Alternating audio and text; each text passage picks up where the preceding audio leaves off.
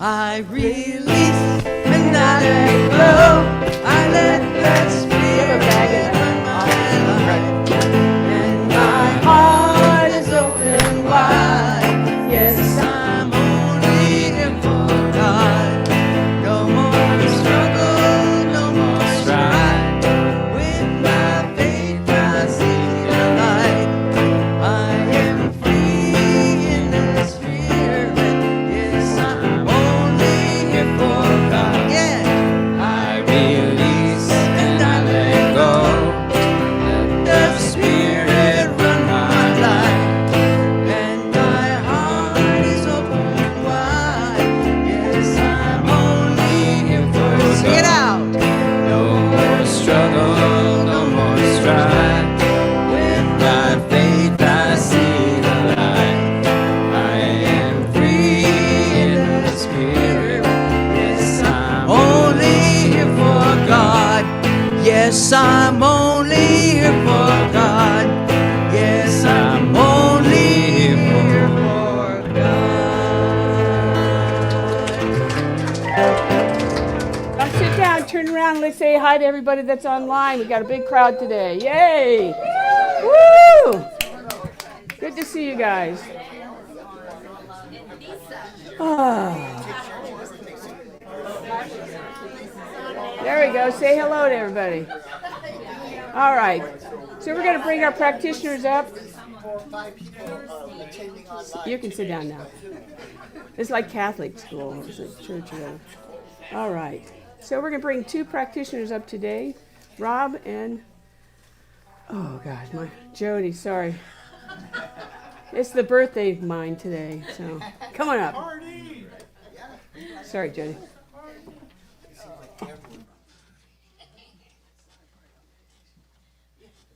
Good morning. And my name, as advertised, my name is Rob. Just a hint for our OHOM people. You OHM people are pros at this, but we are an online community, and so when we show up on Sunday, we know that we only have to mute our laptops and we never have to mute our phones. So just a thought. Remember to mute your phones. I know I just barely did.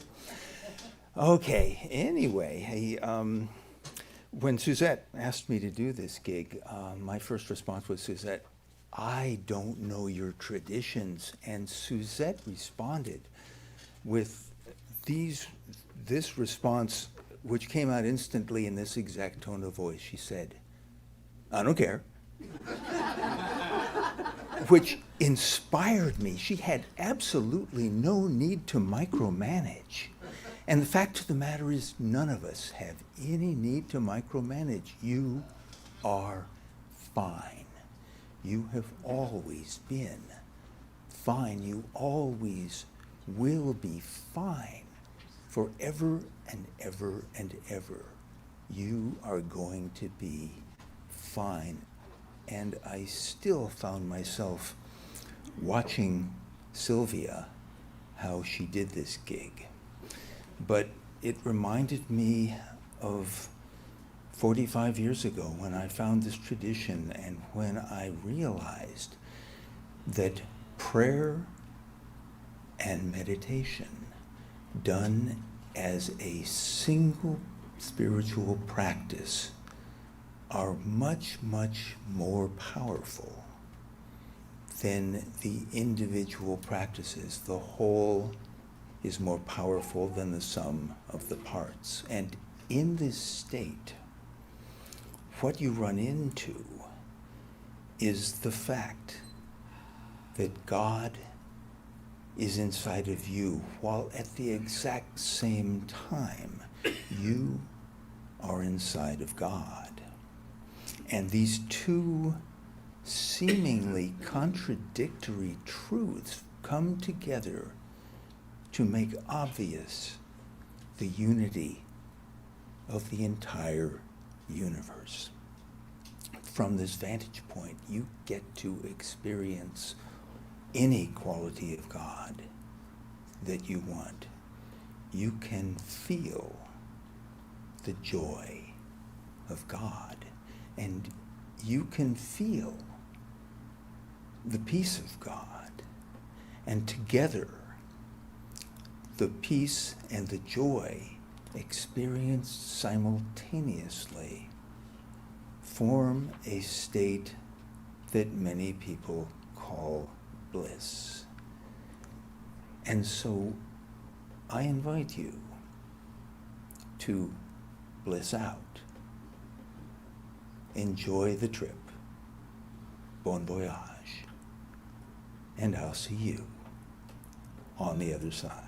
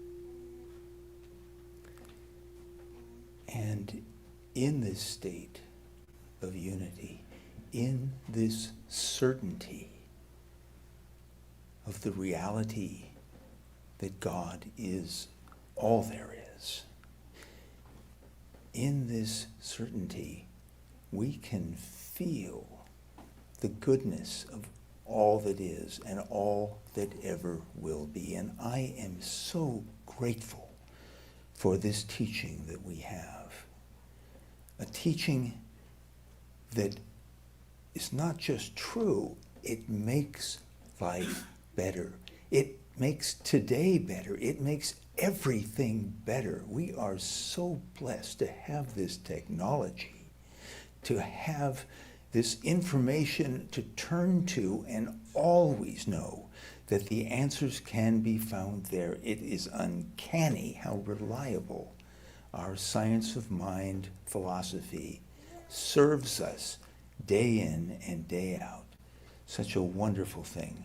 And I am so grateful for what we have in this room, in this very room, including this Zoom room. Because I know that doing things together is so much more fun. And we just look in each other's eyes and we can exchange a knowingness that we got something good here. We got something just splendid here, and life is good right now, and it's getting better, and then it's getting better, and then it is getting better. And I am so grateful for our senior ministers. These are people who have devoted this huge chunk of their lives to creating a space and creating a community that can come together and be happy for what we have and learn and grow and just get better and better, and knowing that tomorrow will be better than today and the day after that even better.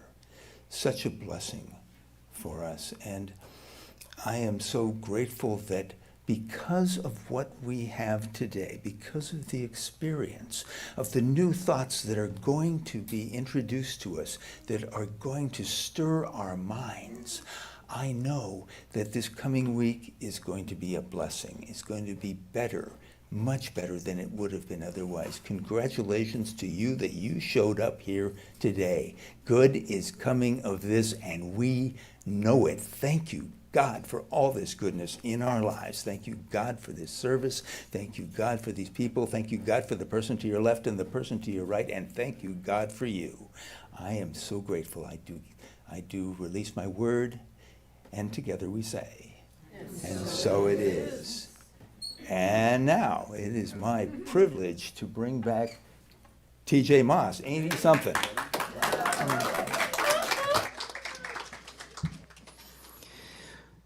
Thank you, Rob. That was very genuine and heartfelt, and I really appreciate that. So I wrote this song quite a long time ago. It was much less appropriate then than it seems to be now, and it just came to me in the light of everything that's going on. And, I see a lot of people in the world that are hurt. A lot of people are hurting.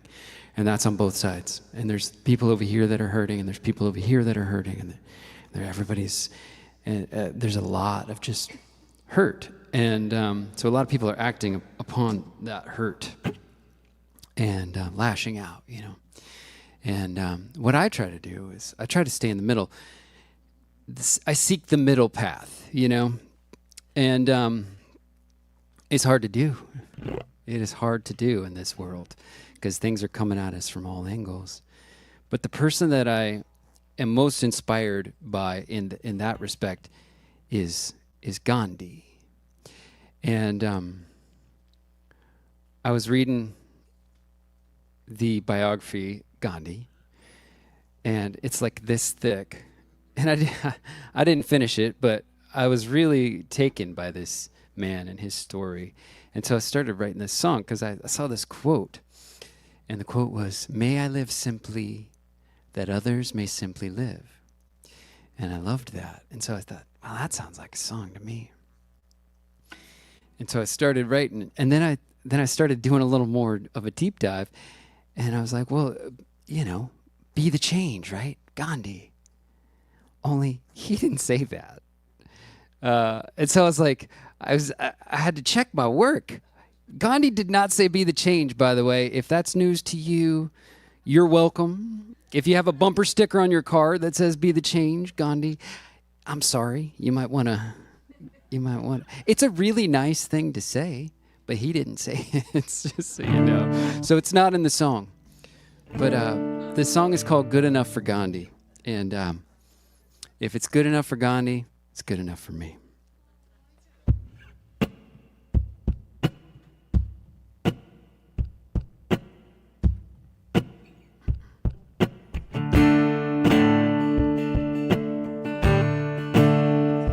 May I live simply, that others may simply live.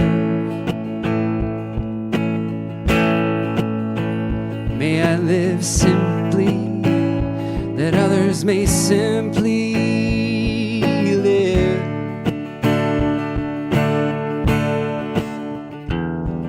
If it's good enough is good enough for me.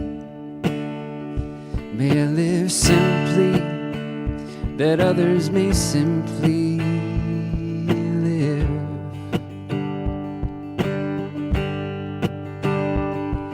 The good man is a friend to all living things. The good man is a friend to all living things. If it's good enough for Gandhi, it's good enough for me. The good man is a friend to all living things. We must not lose faith in humanity. We must not lose faith in humanity. If it's good enough for Gandhi, it's good enough for me. We must not lose faith in humanity. May I live simply, that others may simply live.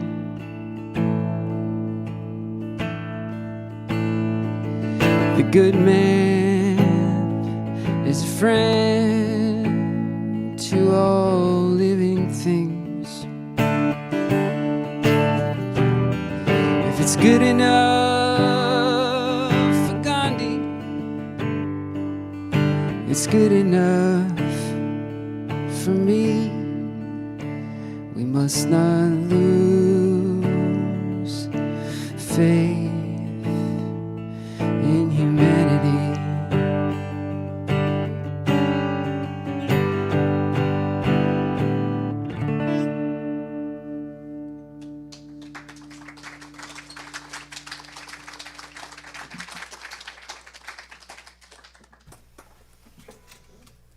Feels like the 60s today. Yeah. Yeah.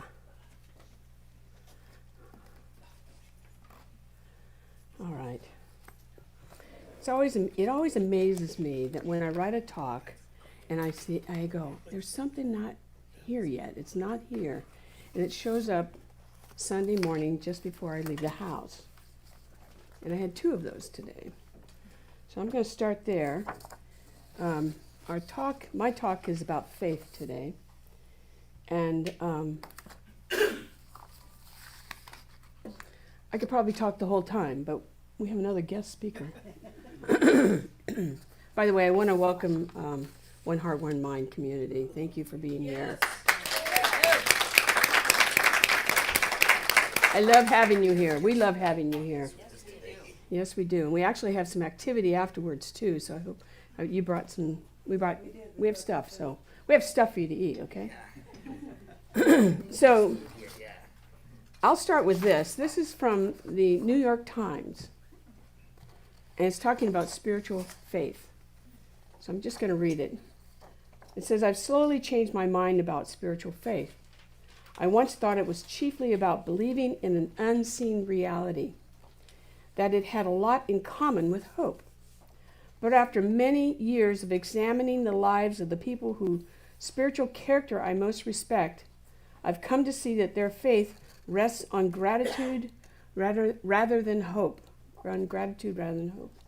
The faithful I admire are not certain about much except this, that this state of being embodied, inflated with life, brimming with possibilities, is so over-the-top unlikely, so extravagant, so unconditional, so far out beyond physical entropy, that it is say the word for me. indistinguishable, that's a big word for me, from love. It's that big. Faith is that big. And I think there's one thing that we need today is a lot of faith. And so I'm going to talk about what faith is and what faith is not. And I feel very emotional about this because I think we need this more than anything. Is to believe in the good that's out there, and that you're here today to hear that. That the good is there for us to be, to express, and to realize, no matter what the appearances may be. So another story. I guess I can turn my story up. Can you turn it to the next one, please? The cup. I have to read this because I haven't really practiced it today. So it says, the teacup was simple and unremarkable, and the master used it every morning. It fit his hands well and held the heat just right. One day a student reached across the table and knocked it to the floor. The cup shattered. The student apologized and offered to replace it with something finer. Instead, the master repaired the cup, sealing the cracks with lacquered mixed with gold. When he finished the repair, the fractures were very clearly visible. The student saw the cup and said, "But master, now everyone can see where it was broken." And the master smiled, pouring tea into the cup, and said, "Yes. And now they can see where it was worth repairing." He lifted the cup gently. "It's not new," he said, "but it's whole. It's perfect, whole, and complete, just like everyone sitting in this room and everyone out there in the world. It's perfect, whole, and the gold to me represents to me the purity of your hearts. I believe you all have that. And it's intertwined in everything that you do.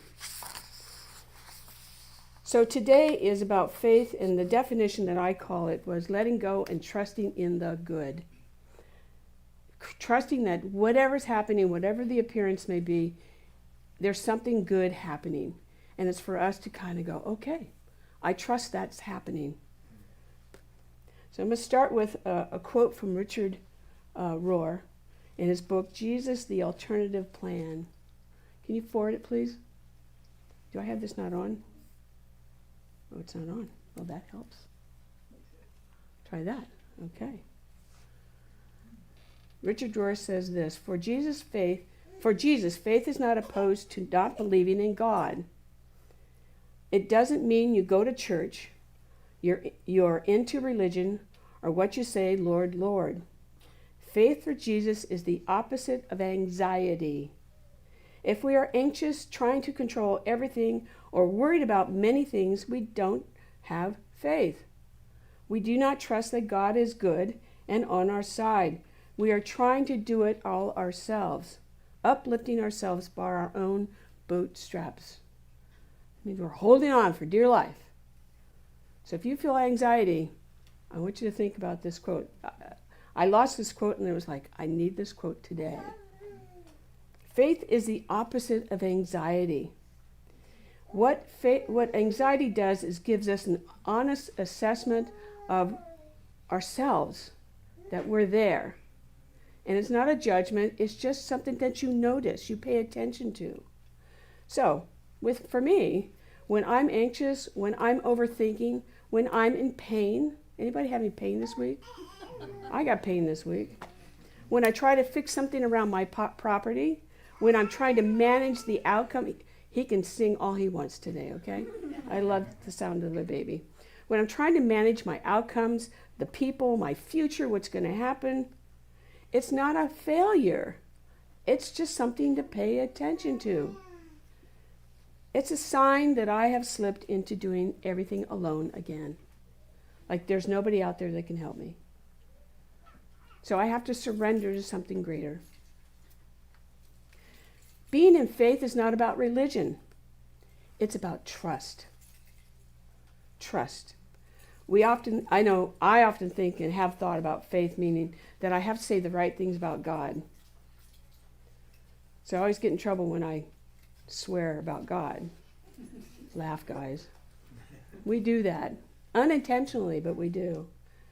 But Jesus was far more interested in whether we trusted in God.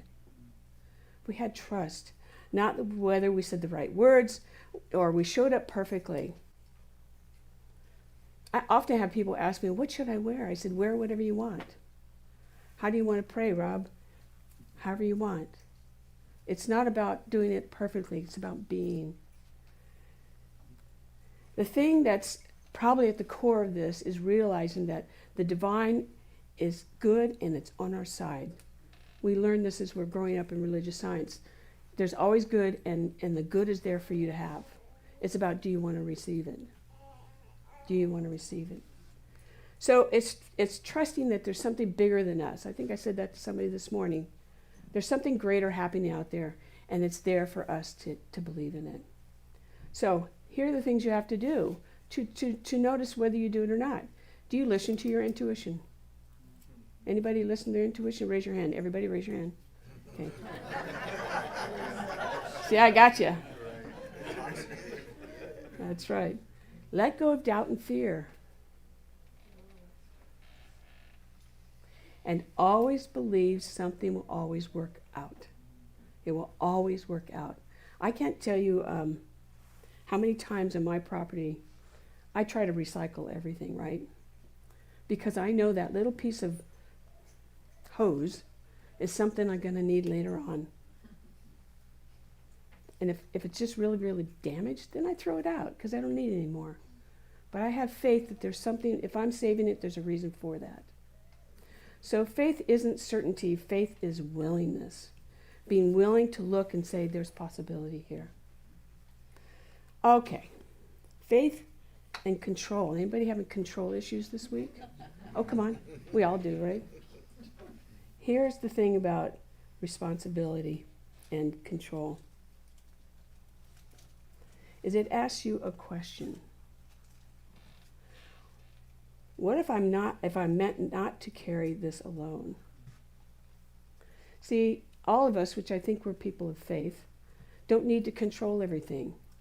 We don't need to fix everyone. We're there to kind of receive what needs to be said. They don't need to change people to feel safe. We know. Faith doesn't mean we don't care. It means we stop micromanaging the universe. You say that in your prayer. Stop micromanaging the universe. In fact, it reminded me of taking a class.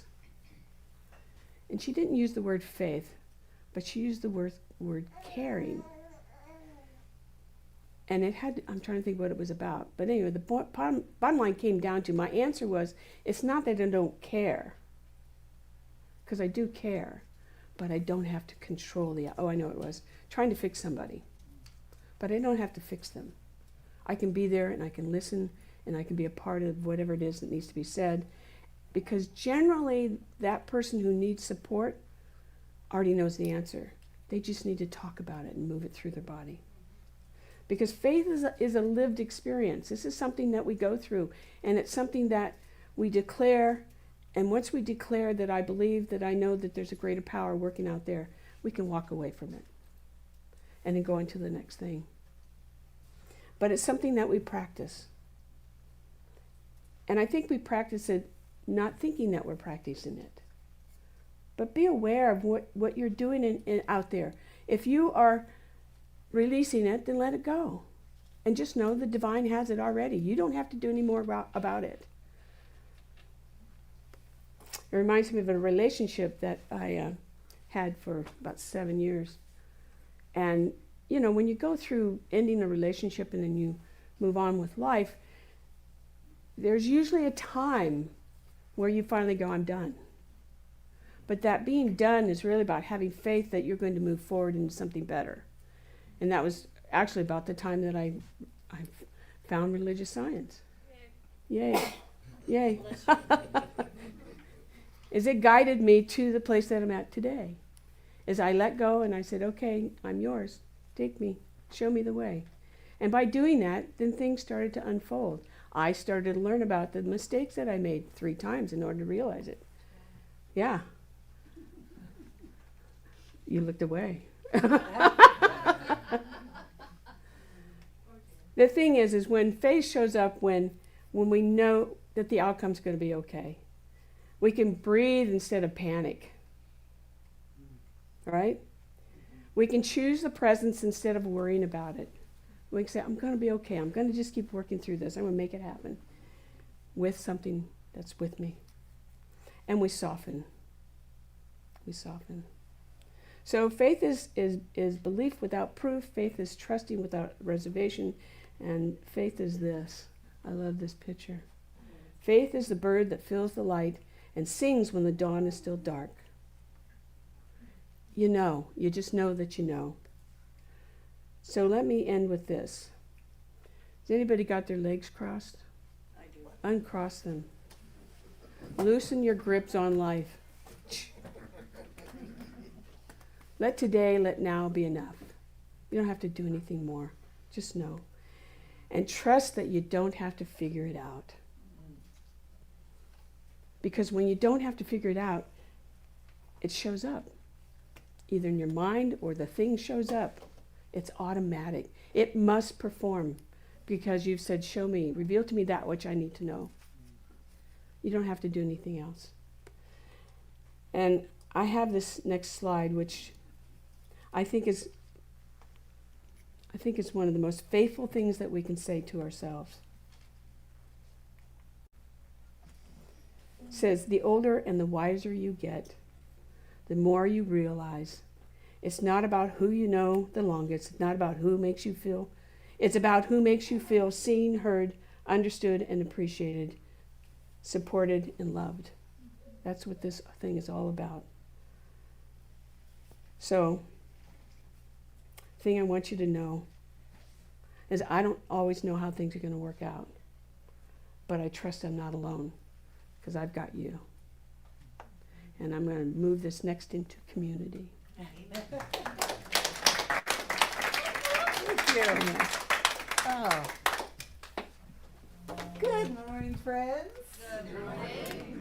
You know what I love about Suzette's talks is that she takes spiritual principle and this. In the way. I don't know. Put it wherever you want. Okay. All right. Well, it's so good to be here. It's always good to be here, and I know my home community loves to be here too. So I'm going to start by telling you a creation story. No, not from a long time ago in a galaxy far, far away. I'm going to tell you about a creation story that's happening right here, right now, within each and every one of us. So, in the beginning, not in the beginning of time, in the beginning of expression, self-expression, imagine with me that there's this pure field of potential, this kind of vast, full stillness, ripe with possibility and rich with everything that exists before it's come into form. Science might call it a singularity. We, in Science of Mind, might call it first cause, God, the divine presence. And this field of potential is so full, so rich, it just wants to know itself and reveal itself and express itself in form. And then something happens. Science might call it the Big Bang, but it's not so much an explosion. It's more of a gentle, creative expansion. We could call it the great unfolding.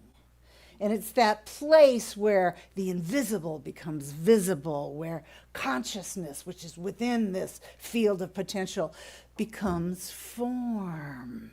It's that place where we are so filled with the desire and the potential that we want to feel that we can't help but express it into form. This is the creative process. This is what's going on within each and every one of us right now. An idea stirs, and a feeling rises up, and a vision unfolds. That's our growing edge. This is the place where we live. This is the place where we are empowered to create change individually and collectively in our world. This is what's going on.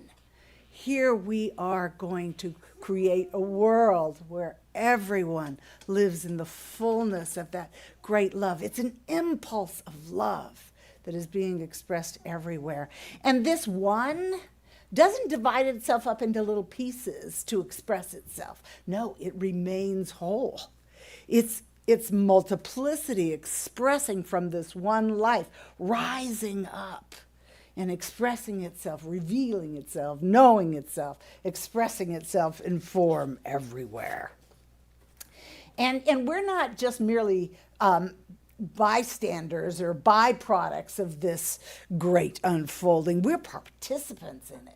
We are part and parcel of it. You know, every thought we think, every feeling we feel, every act of either love or feel, every awareness that we have is this spirit knowing itself as us.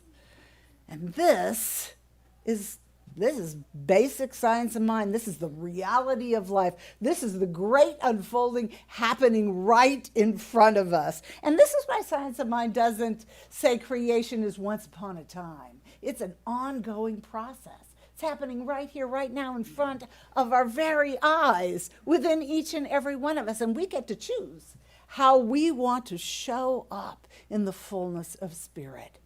Do we want to show up as in our oneness or from separation? Do we want to show up as empowered beings, or do we want to be victims? We get to choose. We get to choose how we want to do this. And this is where we live on, to quote Mary Morrissey, the green growing edge of our own becoming. And as we live on that edge for our own lives, the great unfolding happening right here, right now in front of us, we contribute to the collective consciousness, and we come together and express that in a collective way, in a shared humanity. As Suzette said, we live in interesting times. We really do. And as I was thinking that earlier, I thought, I bet a lot of times during human history people have said that, but these are pretty interesting times. I mean, when I look around me right now, I see things that are completely out of sync with the nature of the divine. At least that's how they look from the outside. But what I really think is something better is beginning to rise up as these are being moved out of the way. That's my intuitive knowing. So I guess it was about a year ago, we did a book review on Neville Goddard. And I got hooked.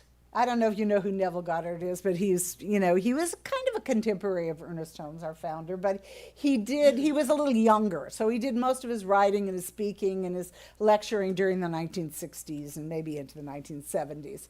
But this guy, I'm telling you, I've listened to a lot of his talks, and to just hear his voice, this guy has the conviction of faith that is just amazing. It's like a call. It's a call for us to stand on spiritual principle, because he stands on the bedrock of spiritual principle. He lives on the timeless, universal, lawful spiritual principles that we teach in Science of Mind, and it's really inspiring. So I continue to listen to him. Well, one of the things that he talks a lot about faith, about having faith, believing in these spiritual principles. But he also talks about something else that is akin to faith, and faith kind of buoys it up. He calls it the law of assumption. And I love this idea, because he says that we have to decide what we assume to be true. what do I assume about God, about myself, about the universal order, about my ability to create change in my life? What is my creator? What do I assume about that?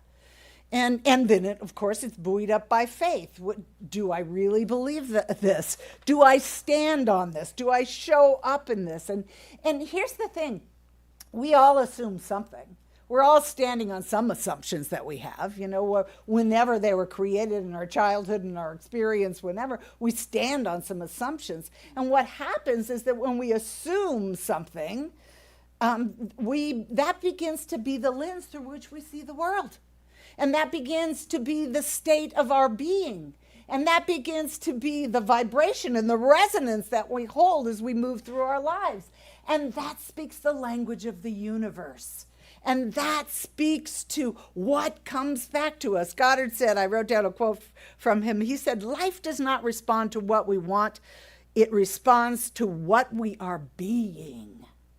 And as metaphysicians, we know that life will faithfully echo back to us whatever we're giving it. Whatever we're saying, and we don't even say it with our words, we say it with our resonance and our vibration. And our assumptions create these powerful feelings. And the feelings are what impress law. I can't help but think that, my thought generates these feelings, and my feelings kind of gather momentum, and then law responds. And there we are. It's the great unfolding. It's happening in us all the time. It's happening right now, right here in this room. We are the great unfolding.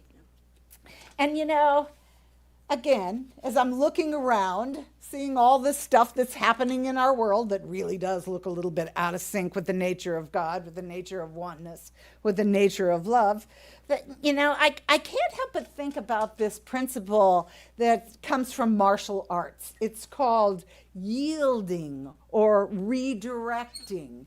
And I read about it in Gary Simmons' book a long time ago, and I thought of it as I was putting together today's message. And isn't that what we're called to do here? Because we know that force does not change force. That if we hit something head on, like it's so tempting to want to push back on the things we don't want to see as hard as we feel they're pushing against us. And that gets us nowhere.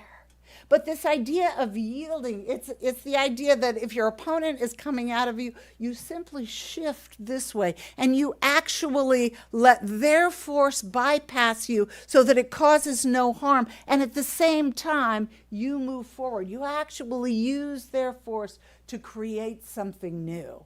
And I was trying to think of a everyday example, and I thought of Mahatma Gandhi and his teaching of nonviolence. And he liberated an entire country by yielding and redirecting. He stood for peace, but he wasn't passive. He was active. He didn't try to fix a broken system, because in all honesty, we don't fix anything. We create something new. So he moved forward to create something new. And what a wonderful example that he was. He really did create something new.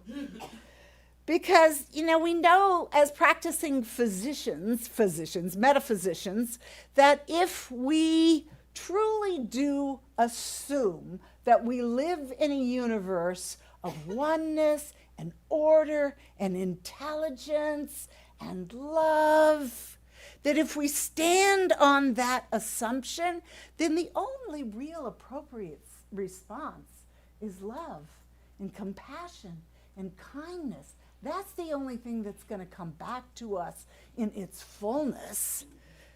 The only thing we want to come back to us anyway. So, and that's what my creation story was about, is really that we are all one. And if I push against you, I'm pushing against myself, because there's only one. And to be able to come together in a collective community, we have to know our oneness. I mean, when you think about it, Gandhi lived Jesus' teaching of love your enemy as yourself. He lived what Ernest Holmes said is the sermon by the sea of before something and against nothing. He lived from that principle and liberated an entire country through peaceful action, through his peaceful response, in the way he showed up. And we can ask ourselves, how am I going to show up? How am I going to show up in these interesting times? Am I going to be for? Am I going to assume that oneness, universal love, and intelligence is the reality of what we want to see in the world? So I'm gonna end with a story that I told at One Heart, One Mind last week. So forgive me if you hear it again.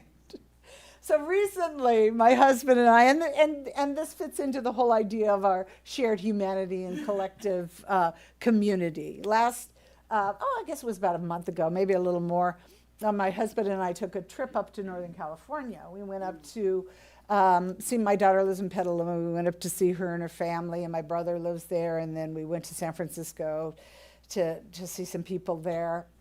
And I asked my husband, what do you want to do? Is there anything you really want to do when we get up there? And he said, I'd really like to see some redwood trees. And I'm like, okay, cool. So we went out towards Guerneville to this place that when we lived in the area, we used to frequent it a lot. It's called Armstrong's Grove. And I don't know if you know it or not, but it's beautiful. And it has these ancient trees, and it's fabulous. So we went out to Armstrong's Grove with my daughter and her family and the little boys, and we had this wonderful time. We walked through the redwood grove.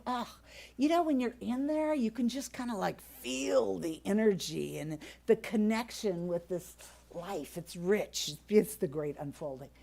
It's wonderful. So anyway, we did this wonderful little tour, and it was really good for my husband, who has recently been diagnosed with Parkinson's disease. So I'm trying to keep him active and moving, and he did, and he had a great time. But anyway, we did the walk. We're coming back, and we're almost to the parking lot. And we've been asking ourselves all these questions about the redwoods that we really didn't have answers for, but we were kind of like, what do you think? Do you think? So we're almost back to the parking lot, and this woman comes towards us. She's clearly a park ranger. She's got on her uniform and all her badges and everything. And we didn't even say anything to her, and she started talking to us, and she started answering all the questions that we'd been asking. So it was like so synchronistic. And then she even took our picture. She was great. But right at the end, I said, okay, tell me this. What is the most interesting fact that you know about redwood trees? And she said, well, redwood trees have really shallow roots, but they spread out wide. And she said, and they actually intertwine and fuse together with the roots of the other redwood trees. And this helps support them. And they actually communicate with each other chemically and through electrical impulses, which is pretty amazing. And she said that they share water, they share nutrients, and she called it the wood-wide network, WOOD.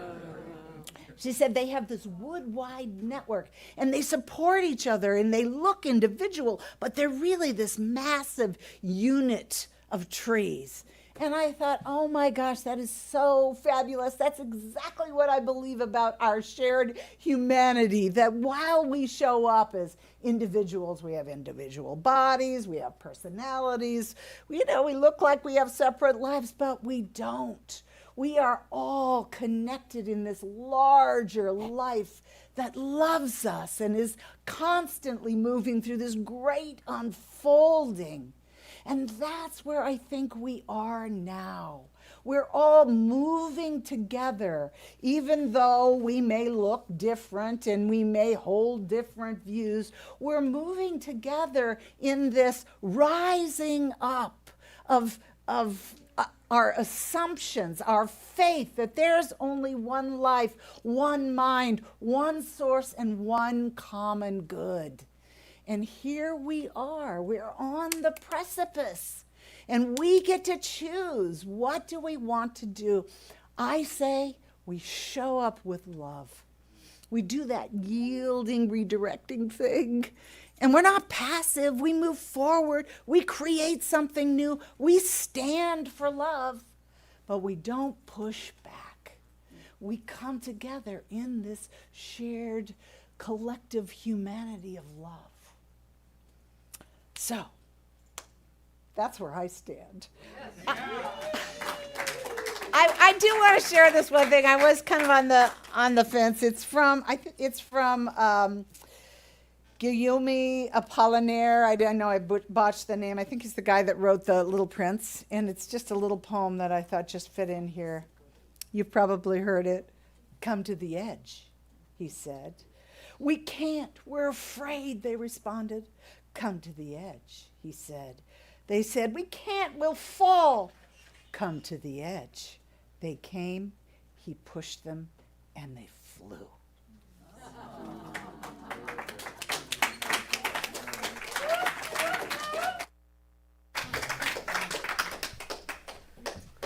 So I'm going to add to what you had to say. I think that was beautiful, really well said. Thank you so much. So I want you to think about this. You know, normally I give you homework, and I make you write it down, and you have to do stuff. I want you to think about, while you're out in the world, how can you be love in the world? I notice one thing that's happening, like when I'm driving around, is that people are yielding to me. And then I say thank you. I want you to think about that. How can you be better in the world today and the rest of your life, but today especially? Yield. I love that, yield. Yeah.